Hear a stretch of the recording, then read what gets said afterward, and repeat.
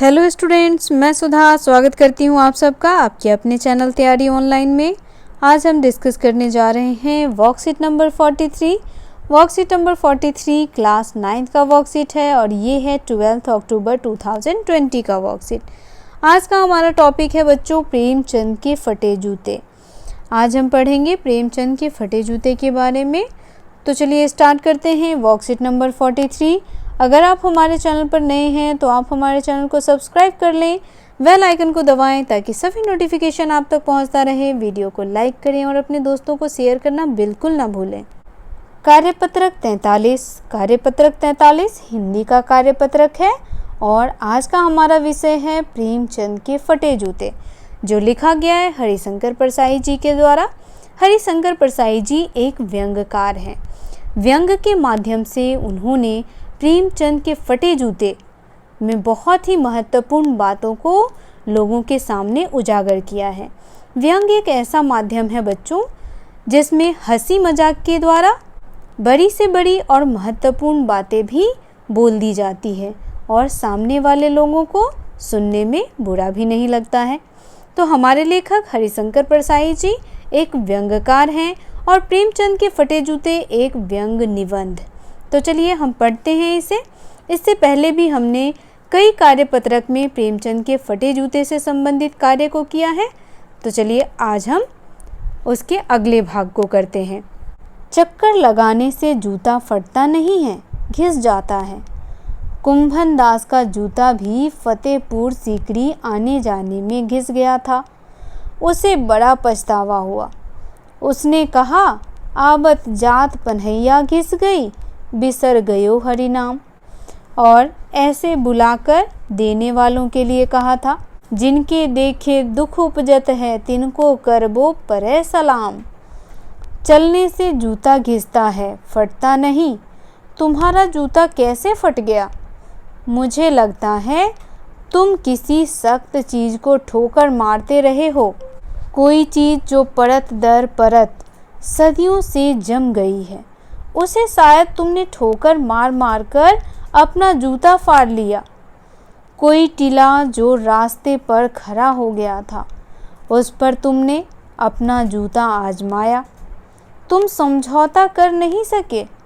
क्या तुम्हारी भी वही कमजोरी थी जो होरी को ले डूबी? वही नेम धर्म वाली कमजोरी। नेम धर्म उसकी भी जंजीर थी, मगर तुम जिस तरह मुस्कुरा रहे हो उससे यही लगता है कि शायद नेम धर्म तुम्हारा बंधन नहीं था, तुम्हारी मुक्ति थी। तुम्हारी यह पाँव की उंगली मुझे संकेत करती सी लगती है। जिसे तुम घृणित समझते हो उसकी तरफ हाथ के नहीं, पाँव को उंगलियों से इशारे करते हो।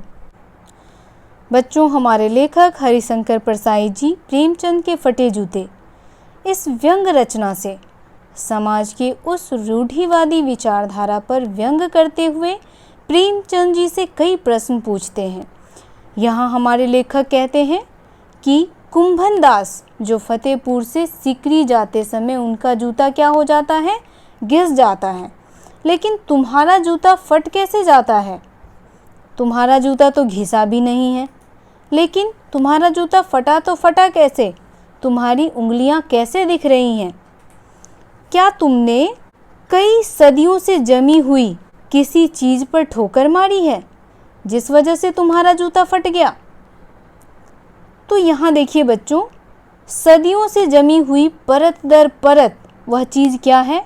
तो यहाँ हमारे व्यंग्यकार उस समाज की रूढ़िवादी विचारधाराओं पर व्यंग्य करते हुए कह रहे हैं कि वह समाज जो जात पात, ऊंच नीच, इन सारी चीज़ों में भेदभाव करता है, जो निम्न वर्गीय लोगों का शोषण करता है, उन पर अत्याचार करता है, उसके बारे में कहते हुए कह रहे हैं कि क्या तुम उन समाज की रूढ़िवादी विचारधाराओं को ठोकर मार रहे थे, जिसे मारते मारते तुम्हारा जूता फट गया। और यहाँ लेखक यह भी कहते हैं कि तुमने क्यों नहीं उस समाज के रूढ़िवादी विचारधारा से समझौता कर लिया। अगर तुम ऐसा करते तो तुम्हारा जूता नहीं फटता, लेकिन तुमने ऐसा क्यों नहीं किया? क्या तुम भी होरी की तरह कमज़ोर हो? होरी प्रेमचंद जी के रचना का एक पात्र। होरी जो था वह बहुत ही नेम धर्म वाला इंसान था। उसकी कमजोरी क्या थी? नेम धर्म। तो यहाँ लेखक यही कह रहे हैं कि क्या तुम्हारी जो कमजोरी है वह नेम धर्म है? वहीं दूसरी तरफ कहते हैं तुम्हारी मुस्कुराहट से तो मुझे ऐसा प्रतीत नहीं हो रहा है। तुम्हारे चेहरे पर एक अलग ही मुस्कुराहट है। कैसी मुस्कुराहट है यह?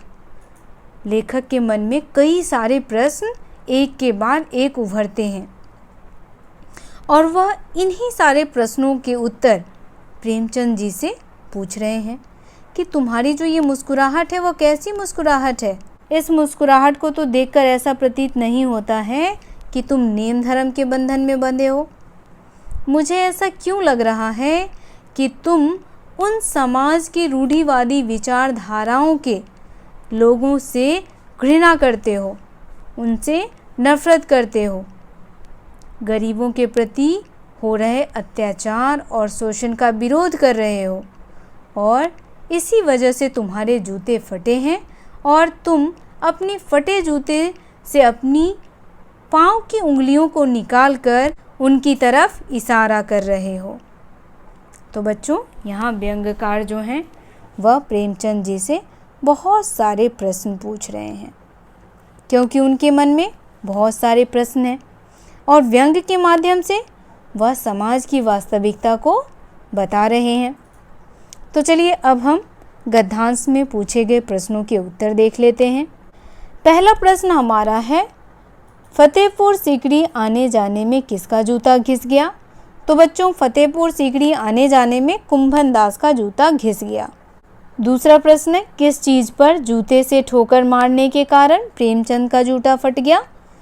तो बच्चों, सख्त चीज़ के टीले को ठोकर मारने के कारण प्रेमचंद का जूता फट गया।